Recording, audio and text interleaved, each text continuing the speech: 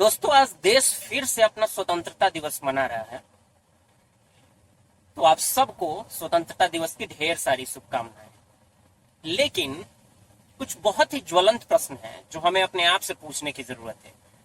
क्या हम वाकई में आजाद हैं? क्या हम वाकई में अपने आप को आजाद कह सकते हैं? ये जरा खुद से पूछने की आवश्यकता है। जब हमारे बड़े बड़े मंदिर, हमारे वैष्णो देवी, हमारे तिरुपति और ऐसे और भी ना जाने सैकड़ों बड़े बड़े मंदिर जब सरकारों के कब्जे में हो, जब वो भक्तों के पास ना होकर के सरकारों के कब्जे में हो, और जो जो एक एक चढ़ावा जो उस पे चढ़ता है वो सारा सरकार ले लेती हो, और सरकार उसको लेकर के उससे हज हाउस बनवाती हो, माइनॉरिटी अपीजमेंट करती हो, अपनी पॉलिटिक्स करती हो, और हिंदुओं का, भक्तों का चढ़ाया हुआ पैसा लेकर के कहीं और इस्तेमाल किया जाता हो, तो जब हमारे खुद के मंदिरों पे भी हमारा अधिकार नहीं है, जब हमारे खुद के मंदिर भी हमारे नियंत्रण में ना होकर के सरकार के सीज के अंडर है, सरकार के नियंत्रण में है, तो क्या हम आजाद हैं? बाकी दूसरे मजहबों को तो ये सरकार छूती भी नहीं है, आजादी के बाद से ही यही पॉलिसी रही है। लेकिन हमारे सनातनियों के सारे बड़े बड़े मंदिर सरकार ने कब्जा कर रखा है। और एक तरीके से ये कह सकते हो कि हमारे पूरे इकोसिस्टम पे, हमारा जो सनातन इकोसिस्टम है, उस पे सरकार ने एक तरीके से चंगुल फंसा के रखा हुआ है और उस पे कड़ा प्रहार करके उसे समाप्त करने की ओर अग्रसर है। और हमारे जो सनातन इकोसिस्टम है उसको बुरी तरीके से तोड़ दिया गया है। कोई भी संस्कृति, कोई भी सभ्यता, को हमारा सनातन कैसे फ्लरिश करेगा जब हमारे इकोसिस्टम को ही तोड़ दिया गया है, हमारे मंदिरों को हमसे छीन के। ये जरा हमें अपने आप से सोचने की, पूछने की आवश्यकता है।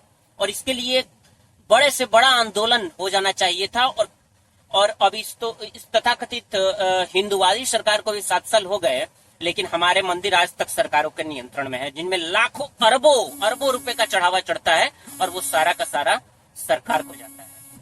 जिसपे भक्तों का अधिकार है, जो मंदिर के लिए उपयोग होना चाहिए, जो भक्तों के कल्याण के लिए उपयोग होना चाहिए, जो गरीब सनातनियों के कल्याण के लिए उपयोग होना चाहिए, उस इकोसिस्टम को पूरा तोड़ दिया गया है। और ये पूरा का पूरा कब्जा सरकार का है, जो सरकार माइनॉरिटी अपीजमेंट करती है उन्हीं पैसों से। ये जरा हमें अपने आप से पूछने की आवश्यकता है।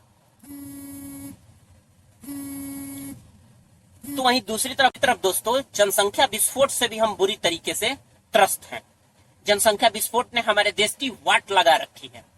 सरकार जब तक 1 लाख घर बनवाती है, तब तक 10 लाख बेघर पैदा हो जाते हैं। सरकार जब तक 2 लेन का हाईवे बनाती है, तब तक उस पर 4 लेन का ट्रैफिक आ जाता है। सरकार जब तक गरीबों को राशन बांटती है, तब तक उससे ज्यादा गरीब और पैदा हो जाते हैं। तो ये जरा हमें अपने आप से सोचने की आवश्यकता है। पॉपुलेशन एक्सप्लोजन, जनसंख्या विस्फोट ने हमारे पास पूरे विश्व की मात्र 3% भूमि है, लेकिन जनसंख्या उससे कई गुना अधिक है। तो दोस्तों, ऐसा कैसे चलेगा जब सरकार खुद कहती है कि 80 करोड़, 150 करोड़, अगर इस देश की पॉपुलेशन को मान लिया जाए, 135 करोड़ तो है नहीं, मिनिमम 150 करोड़ जरूर है, उसमें से 80 करोड़ को तो सरकार खुद मुफ्त राशन दे रही है, बोल रही है गरीब है, और फिर भी जनसंख्या नियंत्रण पे कोई ठोस उपाय नहीं किया जा रहा है। इसी तरीके से और भी तमाम ऐसे गंभीर विषय हैं। हमारी डेमोग्राफी पे प्रतिघात किया जा रहा है। हम कब तक आजाद रह सकते हैं दोस्तों? जरा आप खुद से सोचो। हम तभी तक आजाद रह सकते हैं जब हम बहुसंख्यक हो।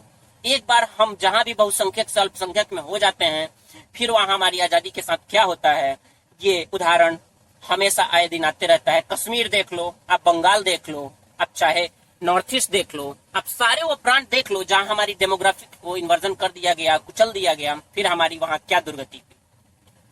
तो अगर ऐसे ही हमारी डेमोग्राफी पे प्रतिघात किया जाता रहा तो हम कब तक आजाद रहेंगे? और कितने, 2-4 दशक ज्यादा से ज्यादा? इसके बाद हमारा क्या होने वाला है?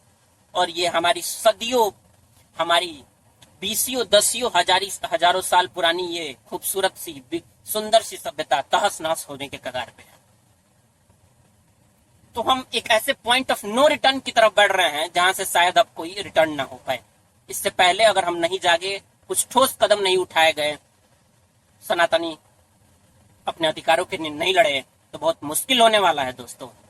जिस तरीके से हमारी डेमोग्राफी पे प्रतिघात किया जा रहा है, अगर हमारी डेमोग्राफी को ही चेंज कर दिया गया, एक बार हम अल्पसंख्यक हो गए, फिर क्या होगा? उसके लिए तो 56-57 देश उदाहरण है ही, आप देख लो। आज के इस वीडियो में इतना ही। अगर आप सब लोगों को मेरी ये वीडियो ठीक लगी हो तो इसको लाइक करें, शेयर करें, सब्सक्राइब करें, और एक बार आप सबको फिर से हैप्पी इंडिपेंडेंस। मिलते हैं नेक्स्ट वीडियो।